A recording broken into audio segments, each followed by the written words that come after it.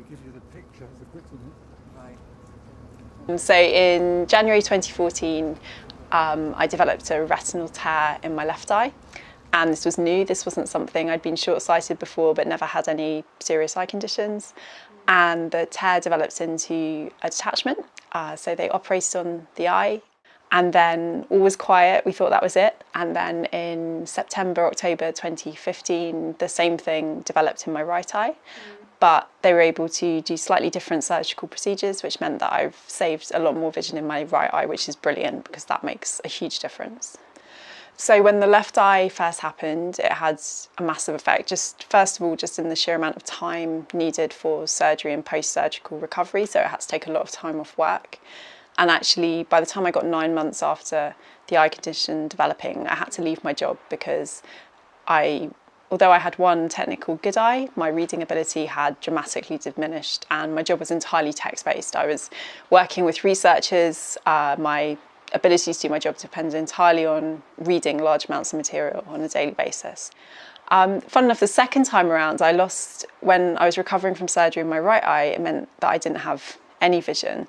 And it was at that point we got put in touch with ESAB.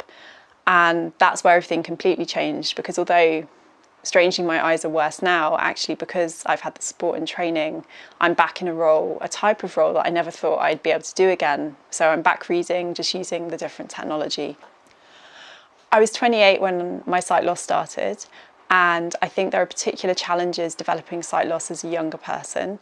If you develop sight loss to an extent that you have to leave your job, that usually means, as it did in my case, that you have to leave where you're living because you can't pay rent when you don't earn anything.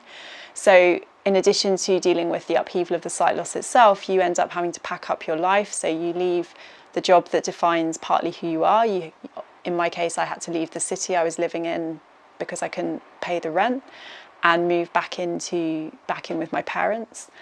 And as a younger person, it means that when you start to think about how you're going to rebuild your life, you're having to rebuild pretty much from scratch. So you might find yourself living at home for the first time since you left to go away for your first job or for higher education. You're potentially living in an area that you wouldn't have chosen. Your social networks aren't there, potentially.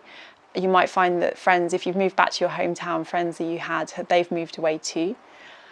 And in my case, I've moved from a city to a smaller town, which means that transport is a big issue. So again, the first challenge was accepting that I suddenly needed lifts everywhere because the bus service wasn't the same as in a city.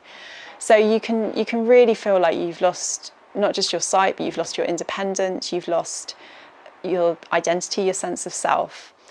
And you can feel like you're going through a kind of revisiting your teenage or childhood years.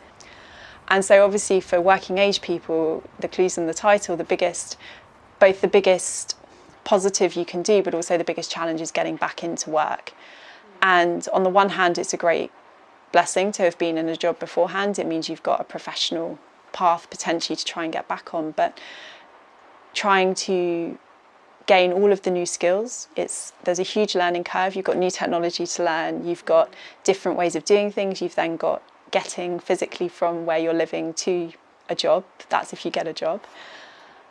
There's huge challenges, and that's where somewhere like ESAB, because it breaks down the support you need, it provides mobility support, technology support, it trains you up in all of these different areas, and it provides a working age social group. So suddenly all these pieces of the jigsaw that felt like everything had been kind of broken up, and piece by piece you don't realise they're really doing it. ESAB takes one bit at a time, and then 6 months later you realise that actually you can get from A to B because you've had the training with Rachel, you've got Rovi mobility training.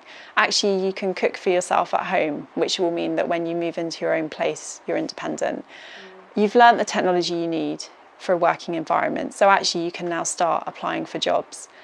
And then when you're going through the job application process, ESAB's connected you in with both other young working age people who can provide that peer support, but also the professionals who can help you with everything from your application to preparing for an interview. One of the greatest things that ESAB offers is it connects you in with other visually impaired people in your area, in your county, with similar interests of a similar age. And you find that one of the most isolating aspects of developing a sight impairment, in addition to it being a barrier between you and the people you already know, is that you feel like you're on your own, and it's very isolating and it can be very disempowering. And the quickest way to fix that is to start mixing with people who also have sight impairments. They might have worse sight than you, better sight than you. They might have completely different conditions or types of sight loss. If you're doubting your abilities after your sight loss, which is completely understandable, don't listen to yourself. Find someone who will tell you and encourage you and push you to do whatever it is that you wanted to do. If you're finding that you're your own worst enemy, that if it's you who's setting the ceilings and what you can do, go out and find yourself a champion, whether that's your local sight loss society, maybe it's an online forum, it might be friends with sight, your family. There'll be someone there who will just be your person, who can keep telling you, actually, there's no reason you can't do that. And then you start changing the conversation. The conversation becomes, what do I want to do? And then I'll find a way to do that, rather than, oh, I couldn't do that because that needs sight, or, oh, I used to do that, but I obviously won't be able to do that anymore. I think sight loss, obviously it's frustrating, it's challenging to go through, and I wouldn't for a minute say that I'm happy to have developed it or that it's what I would have wished. But actually the interesting thing is the path you take through it, you end up in places that you wouldn't have gone before. I have knowledge and experience that I didn't have before. It means that I do a job that I probably wouldn't have done before. It means I get to work for people and with people on really important issues, and that's all happened through the sight loss. So actually it's amazing what that can actually give to you. And I think it's also really hard to, at a distance, separate out, well, if I hadn't had the sight loss, where would I be? Because I think all of these things add to who we are and add to where we end up. And I think I now can't detach, I can't unpack the sight loss from who I am and what I do and what I will go on to do. And it's part of me. It's not something I would have chosen, but I think there's definitely an element that I'm really happy with some of the things I've done because of it. So in a funny sort of way, it's become a bit of a privilege, although I realise that from the outside, that's not something that a lot of people would recognise, but it's brought huge, unexpected bonuses with it. I'm very grateful for those.